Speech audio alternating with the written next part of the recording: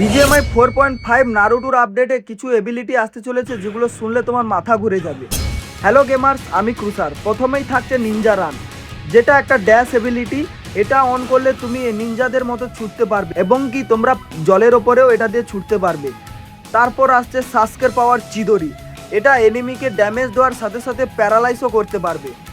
তারপর আছে flying Ryzen jutsu, এটা দিয়ে তোমরা ম্যাপের এক জায়গা থেকে আরেক জায়গায় ইনস্ট্যান্ট টেলিপোর্ট করতে পারবে। এরপর আছে সাবস্টিটিউশন জুৎসু, এটা ক্লোন ক্রিয়েট করে এনিমিকে কনফিউজ করার জন্য। এরপর আছে নারুটোর আইকনিক রাসিং গান, এটা দিয়ে হাই স্পিড ড্যাশ করে ম্যাসিভ ড্যামেজ দেওয়া যাবে।